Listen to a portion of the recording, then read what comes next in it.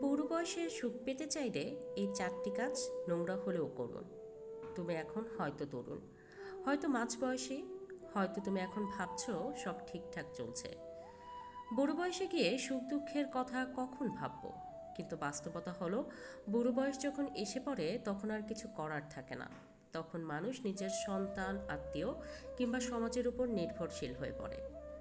তখন যদি মাথা নিচু করে সম্মান নিয়ে শান্তি নিয়ে বাঁচতে চাও, তাহলে আজ থেকেই কিছু নোংরা কাজ করতে হবে।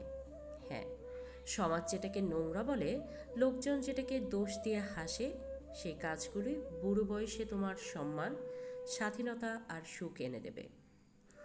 চলুন জেনে নেওয়া যাক সেই 4টি কাজ যা শুনতে বা করতে নোংরা হলেও এগুলোই তোমার জীবনে বয়স্ক সময়ে সুন্দরভাবে বাঁচতে সাহায্য করবে। নাম্বার 1, নিজের আয় নিজে রাখো, অন্যকে বিশ্বাস করে অর্থ ছাড়বে না। বেশিরভাগ মানুষ, বিশেষ করে বাবা মা, বৃদ্ধ বয়সে সন্তানের উপর ভরসা করে আর্থিক বিষয়গুলো তাদের হাতে তুলে দেয়। কিন্তু একটা সময় পরে দেখা যায় সন্তান টাকা দিতে চায় না, বকা দেয়, এমনকি অবহেলাও করে। তাই যতদিন তুমি অর্জন করছো, যতই সন্তান ভালো হোক, নিজের আয়ের একটা বড় অংশ নিজে রাখো। হয় নিজের ব্যাংক অ্যাকাউন্টে রাখো, নয়তো আলাদা করে গোপনভাবে সঞ্চয় করো। সমাজ বলবে, বাবা হয়ে সন্তানকে বিশ্বাস করছো না। হ্যাঁ, বিশ্বাস করো, কিন্তু অন্ধবিশ্বাস করো না। এই নোংরা লেগে যাওয়া স্বার্থপরতায় একদিন তোমার মাথা উঁচু করে বাঁচার হাতিয়ার হবে, দেখে নিও। নাম্বার 2, নিজের সম্পত্তি কাউকেই লিখে দিও না, শুধু ব্যবহার করতে দাও। অনেক বাবা মা শেষ বয়সে এসে সব জমি জমা সম্পত্তি ছেলে মেয়েদের নামে লিখে দিয়ে বলে, আমি তো বেঁচে থাকতে ওদের ভালো দেখে যেতে চাই।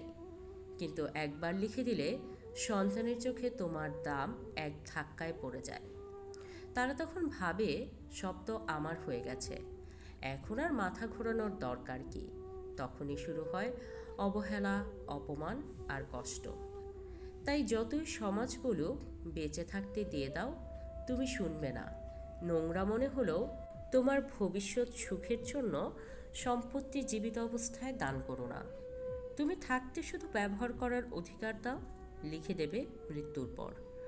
মনে রেখো, এই কঠোরতা, এই নোংরা দূরদর্শিতাই একদিন তোমাকে অপমান থেকে বাঁচাবে। নাম্বার 3, নিজের শখ আহ্লাদ চাহিদা কখনো দমিয়ে রাখবে না। অন্যরা কি বলবে সেটা ভুলে যাও। বয়স বাড়ার সাথে সাথে আমাদের সমাজ বলে, এই বয়সে আবার গান শুনবে, এই বয়সে আবার ঘুরতে যাবে, এই বয়সে নতুন জামা কেনার শখ। কিন্তু সত্যি বলি, এই সমাজ তোমার বৃদ্ধ বয়সে পাশে থাকবে না, থাকবে না তোমার দুঃখ বুঝতে। তোমার যদি সিনেমা ভালো লাগে, ঘোরাঘুরি ভালো লাগে, ভালো খাবার খেতে ইচ্ছে করে, তবে দয়া করে করো। তুমি যেভাবে খুশি, যেভাবে আনন্দ পাও, সেভাবেই নিজের জীবন কাটাও। এই নোংরা স্বার্থপর আনন্দই হবে তোমার মানসিক শান্তির উৎস। নিজের মনকে খুশি না রাখলে বুড়ো বয়সে দেহটাই তোমার শত্রু হয়ে যাবে। তাই আর দমিয়ে রেখো না, নিজেকে ভালোবাসো। নাম্বার 4, নিজের জন্য আলাদা ঘর কিংবা একান্ত জায়গা তৈরি করে রাখো। কারো মুখাপেক্ষী থেকো না। অনেক পরিবারে দেখা যায় মা বাবা ছেলে বা ছেলের বউয়ের সঙ্গে থাকেন, অথচ নিজের আলাদা কোনো জায়গা নেই। ফলে একটা সময় পরে অপমান, গ্যাঞ্জাম সহ্য করতে হয়, কারণ তারা নির্ভরশীল। তুমি যতটা পারো নিজের জন্য আলাদা ঘর কিংবা থাকার একটা ব্যবস্থা রাখো। হোক সেটা ছোট্ট একটা রুম, একটা আলাদা ফ্ল্যাট বা একটা গ্রাম্য ঘর, কিন্তু সেখানে থাকবে তোমার স্বাধীনতা। সমাজ বলবে, মা বাবা আবার আলাদা থাকে নাকি?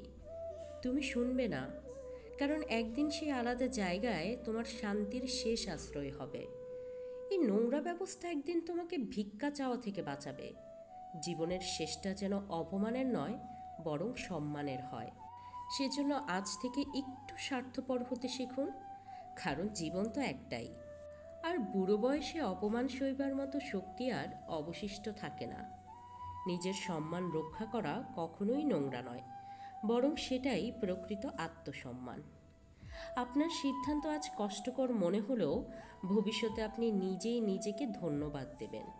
বন্ধুরা, যদি এই কথাগুলো আপনার মনে ছোট্ট হলেও আলোড়ন তোলে, তাহলে ভিডিওটিতে একটি লাইক দিন, কমেন্টে আপনার মতামত জানান এবং এমন আরও বাস্তবধর্মী চিন্তার খোরাক জোগানো ভিডিও পেতে চ্যানেলটি সাবস্ক্রাইব করে পাশে থাকা ঘন্টাটি বাজাতে ভুলবেন না।